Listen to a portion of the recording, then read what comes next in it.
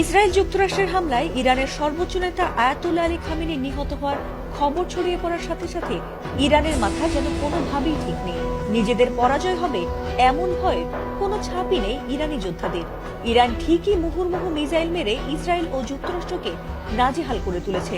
তবে এই যুদ্ধে ইরানের পাশে কোনো মুসলিম রাষ্ট্র না দাঁড়ালেও এবার আমেরিকার ওপর প্রচন্ড ক্ষেপে গিয়ে তেহরানের পাশে দাঁড়ানোর ঘোষণা দিয়েছেন পারমাণবিক শক্তিধর দেশ উত্তর কোরিয়ার প্রেসিডেন্ট কিম জং উন। আমেরিকার শত্রু দেশ ইরানের সঙ্গে অনেক আগে থেকেই ভালো বন্ধুত্ব রয়েছে কিম জং উনের। আর ইরানের ওপর হঠাৎ ট্রাম্প নেতানিয়াহুর যৌথ বিমান হামলা মোটেই সহজভাবে নেননি উত্তর কোরিয়ার এই শক্তিশালী নেতা। সবার আগে তিনি এই হামলার প্রতিবাদ জানিয়ে বলেছিলেন যে ইরানে এটি তাদের মোটেই কোনো সামরিক হামলা নয়, বরং তা অবৈধ আগ্রাসন। এমনকি আন্তর্জাতিক আইনেরও লঙ্ঘন করে চলেছে তারা, এমনটি বলেছেন তিনি।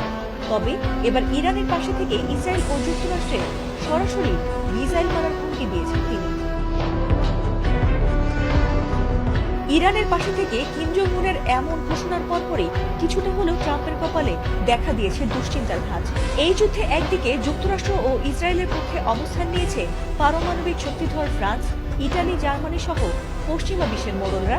অন্যদিকে ইরানের পাশে পারমাণবিক শক্তিধর রাষ্ট্র চীন ও উত্তর কোরিয়ার অবস্থান এই যুদ্ধে অন্যদিকে মোড় নিতে যাচ্ছে। কিম জং উন জানিয়েছেন, আমেরিকা ইসরায়েল বরাবরই অন্য দেশে অযথায় গ্যাংস্টারের মতো গুন্ডামি করে থাকে, আর তাই তাদের কাছ থেকে এর চেয়ে ভালো কিছু তিনি আশা করেন না।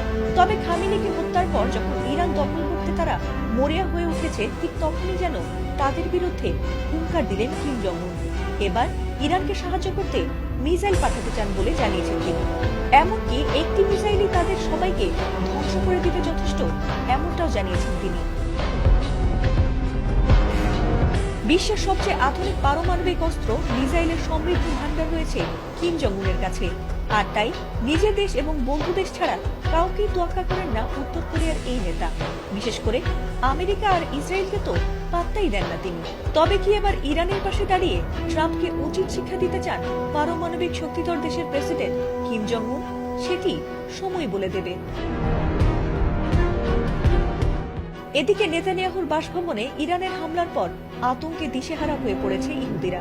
ট্রাম্পের যুদ্ধবিরতির প্রস্তাব সরাসরি নাকচ করে দিয়ে একের পর এক মিসাইল ছুড়ে মার্কিন ঘাঁটি ও ইসরায়েলের স্থাপনা গুঁড়িয়ে দিচ্ছে ইরান। কোনোভাবেই এ যুদ্ধে থামছে না ইরান। তবে কি তৃতীয় বিশ্বযুদ্ধের মুখোমুখি হচ্ছে সারা বিশ্বের মানুষ? ফাতেমা সুলতানা, এটিএন বাংলা।